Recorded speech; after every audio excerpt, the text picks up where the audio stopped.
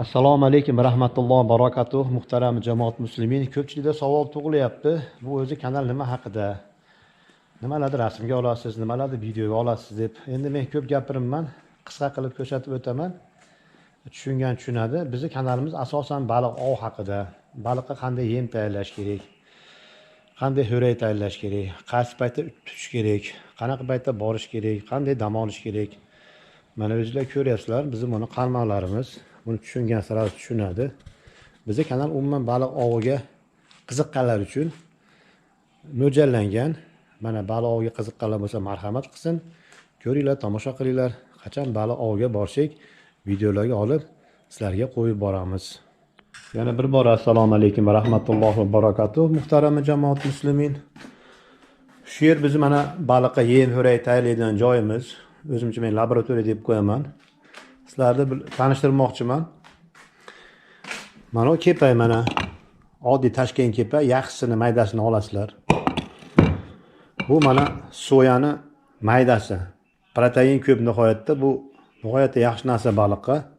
Oziqa moddasi kuchli, baliqni o'ziga chaqiradi. Mana 5-6 xil narsani olib tayyorlab qo'yganman, aralashtirib tayyor qilib sazani uchun. Buni yer yong'ida mana mag'zini qo'g'irib, mana qo'shasizlar, nihoyatda yaxshi hid beradi. Makka jo'xorini, o'zimiz oddiy makkani maydarog'i. Bu mana tolqon, qattiqni maydalab tolqon qilib qo'yganmiz. Bu mana makka jo'xorini o'ta maydasi, mana makka deymiz o'zimizcha. Bu mana pistani mag'zini mana qo'g'irib, shu holatda keyin buni maydalab un qilib olasizlar, yaxshilab qo'g'irasizlar, nihoyatda hidi kuchli bo'ladi. Mana oddiy manniy grupa, manniy kasha deymiz. Xo'sh, bu mana manniy kashani, yana bitta manniy kasha. Bu mana suxoy moloko ko'rasiz. Suxoy moloko ham rohat kerak bo'ladi.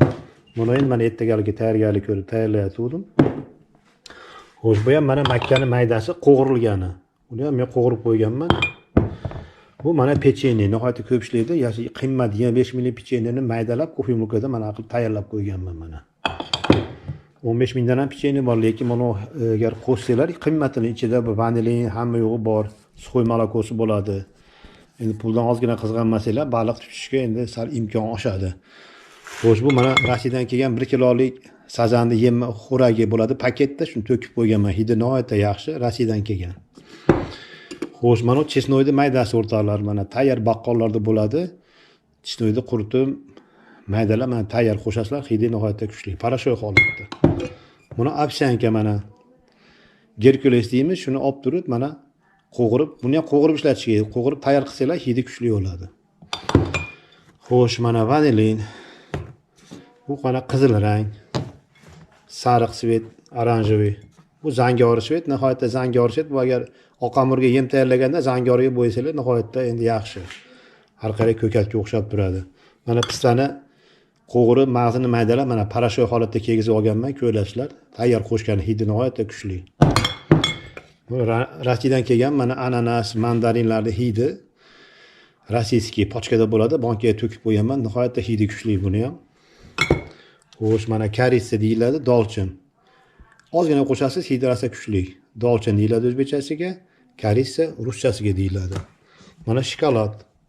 Oddiy bu kakao, lekin buni ham qimmat yaxshisini olish kerak, kakao. Bu mana oddiy shakar. Anisida arpa badyon, nihoyatda buni maydalab qo'shasiz, nihoyatda yaxshi hid, kuchli hid beradi. Xamirga qo'shsangiz, mana arpa badyon. Xo'sh, endi bu mana o'zi oddiy rebit vitaminni eritib, suv tayyor holda kiygizib qo'yganmiz. Shuni bo'rkaga qo'shib, shu joyizni bo'rkaga qo'shib, tayyor qilib ana qilib suvga olsangiz, nihoyatda sazan yaxshi ko'radi. Bu mana malina. Malojga qo'shadigan holatda bu ham nihoyatda hidi kuchli.